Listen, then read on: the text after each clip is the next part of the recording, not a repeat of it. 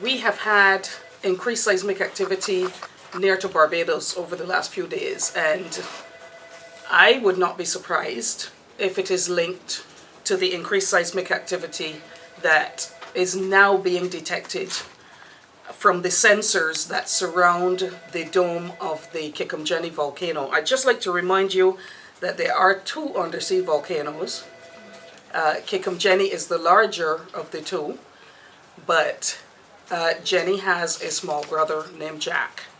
And Kikumjak is in the same general location, and of course both have eruption potential, seismic potential.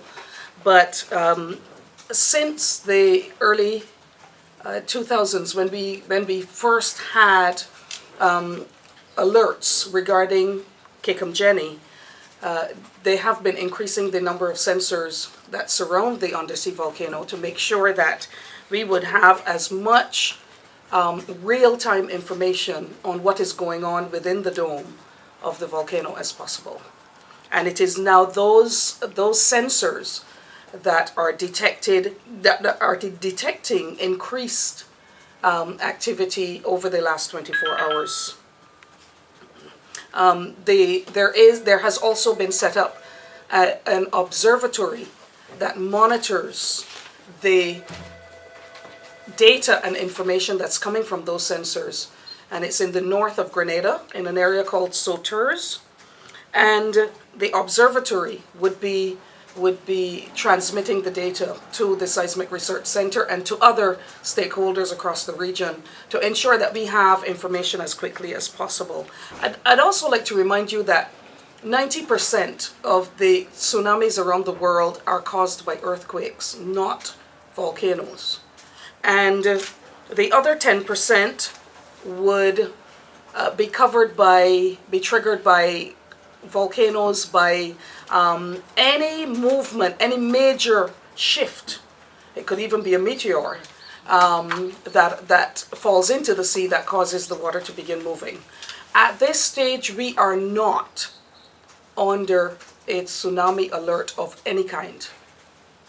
The orange alert, as mentioned, is purely because of the increased seismic activity and the possibility of an eruption.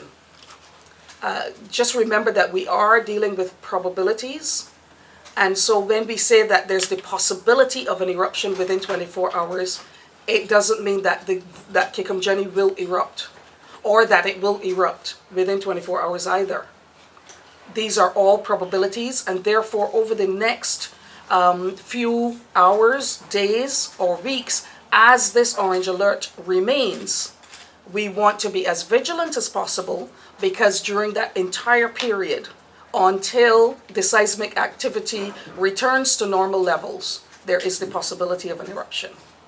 Now, can the eruption cause a tsunami?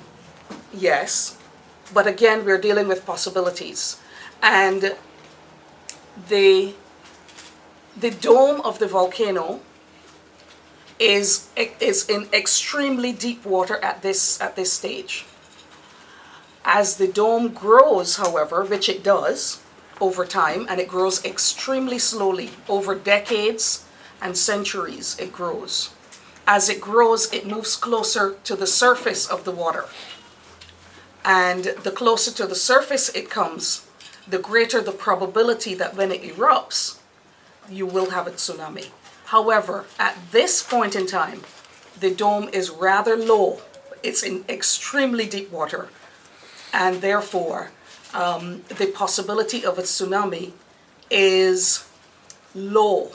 It is not non-existent, but it is low.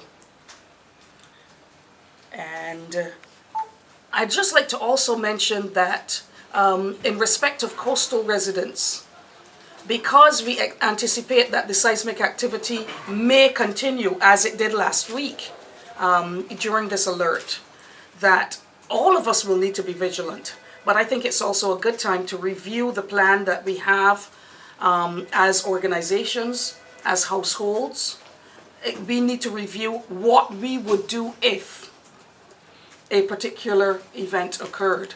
And coastal residents would need to be particularly vigilant because, like I said, the threat of a tsunami is not non-existent, but it is low.